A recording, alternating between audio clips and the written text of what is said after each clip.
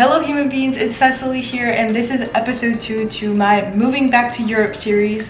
If you guys haven't already seen episode 1, you guys can do so in the link down below. Episode 1 takes you through my journey of waiting for my visa and having to go through the whole process. That was released last week, and I'm going to be releasing a new episode every single week. If you don't know too much about my backstory, I'm in Florida right now. I'm going to be moving to Lisbon, Portugal, and I am going to be sharing my whole journey throughout the way. So today's video is going to be more about me buying my flight tickets, and this is always something a little bit nerve-wracking for me because there is just so many logistics that go into the actual purchase of a flight ticket. I have gotten tickets as cheap as 12 euros before. I think that's the cheapest I've ever paid.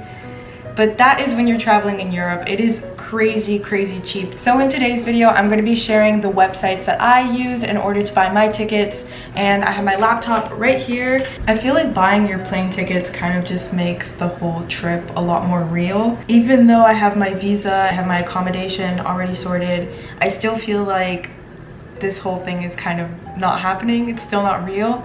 So hopefully today after I buy my flight, I think it's gonna feel like, you know, it's gonna hit me. I actually don't think reality is gonna hit until I'm standing over there. So the main website that I use to buy my flights is skyscanner.com. What it basically does is it takes a load of different travel agencies and compares the prices for you. You will definitely get the cheapest ticket on here, but you have to be careful because a lot of the times you're gonna have long layovers. I'm not kidding you when I say that there's trips that will be around 36 hours just because of the amount of layovers that you're gonna have to do, and this is the price that you pay when you are not paying that much for your flight. If you're willing to put up with that and you know how to entertain yourself in an airport, go ahead. It is all up to your own risk. I am leaving in about 2 weeks and I still haven't bought my ticket. Therefore, the prices may have already gone up a lot more compared to if I would have bought them about a month or two ago. So I don't think I'm gonna find the best price that I possibly could have found, but we're gonna try. I'm gonna be leaving from Miami. The cool thing about Skyscanner is that let's say that you want to take a trip but you're not super sure where you want to travel to, you can click this button here that says can't decide where, and it basically gives you all of the flight ticket options starting from the cheapest all the way to the most expensive. And let's say that I want to fly out from Miami and I have a budget of $200 for my round trip flight. It will give you all of the options. I think it's a really cool way to be spontaneous when you travel if you don't have something in mind already. I've done this before when I traveled to Stockholm and also when I traveled to Krakow, which were both amazing trips. Even though these cities weren't at the top of my list of places I wanted to visit, those places had so much to offer and you never really know before you actually go. So I am going to put my depart date as November 1st. Since I am not coming back, I am clicking one way and let's search. Also guys, if you're traveling all the time and you still haven't gotten a travel rewards card, this is your sign to, because I probably could have had a million travel miles in order to get free flights by now, but I don't know what took me so long. I just signed up for my first travel rewards card last week. Well, I signed up a month ago. I only received the card last week. So do it. When you have a travel rewards card, you don't really feel like your money is being taken away from you. You feel like you're getting something back, which is a really nice feeling. Okay, so it looks like the cheapest one here is $203, and it says the time duration of the trip itself here at the bottom, which is 15 hours and 10 minutes. I am assuming that's because there is a layover. Another really cool thing about Skyscanner is that it gives you the best option in the middle ground, like I was saying earlier, so it's not too long and it's a little bit more expensive than the cheapest option, so I'll probably end up going for this one. But it does also give you the fastest option, so this one's only 8 hours. I'm assuming that's a direct flight. Yeah, it is. But I'll probably go with the 205. If you're using Skyscanner, always try to maybe not book on the third-party agencies that they offer you, even though they typically do have the cheaper prices. The thing with those are, if something goes wrong with your booking, if they cancel your flight, if they move the time, if you have to change the date, the third parties can't do anything for you. If you book directly through the airline, they're gonna be able to help you. I've learned this the hard way, and it feels really good getting that $100 off your flight ticket, but I ended up losing a lot more money. When I bought my ticket during COVID to come back to the US from Paris, they canceled my flight completely. They gave me no reason.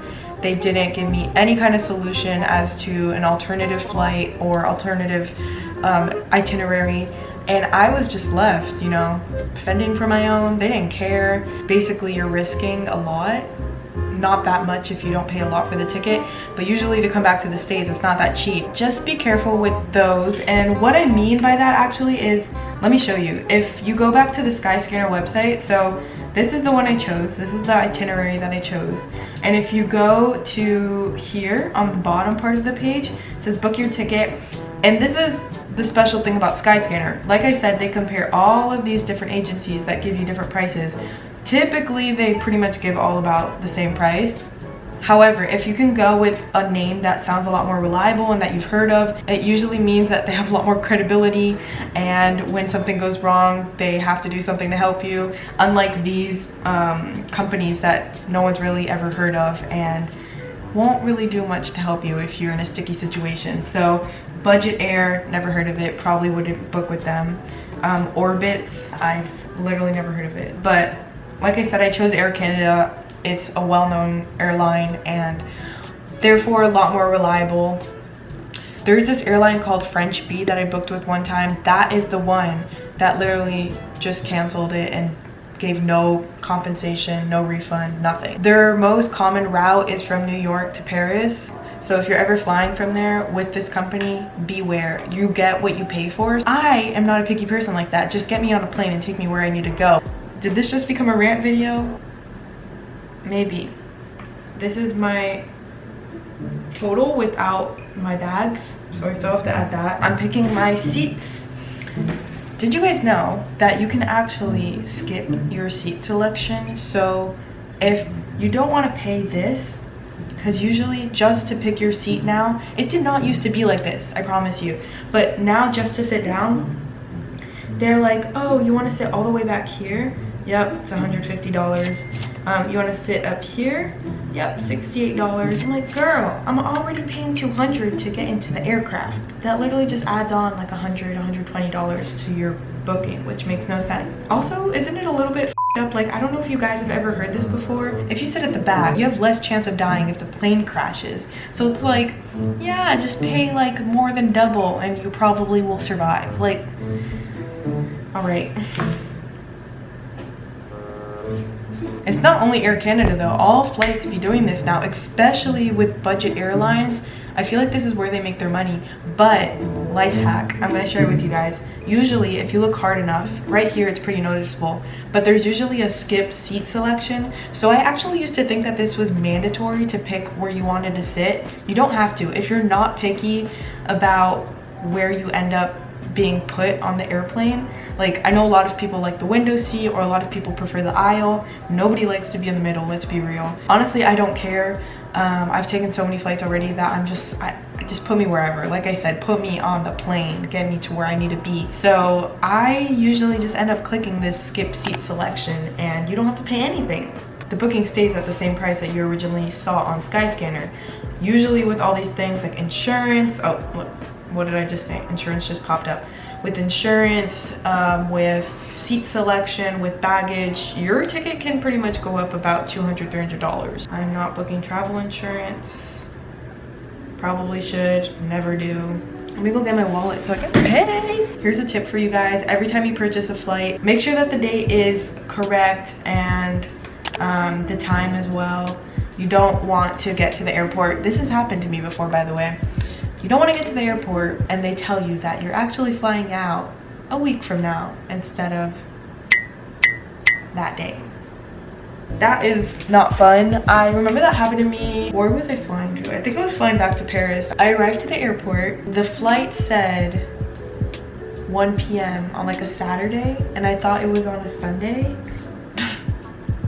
Little did I know, I was just, you know, casually packing up my stuff, putting it in my suitcase, and in that moment, my plane was taking off. I arrived to the airport the next day, and they're like, your flight was yesterday, so... And then the lady at the counter was so nice. It was this old woman. She literally gave me a brand new ticket for no cost.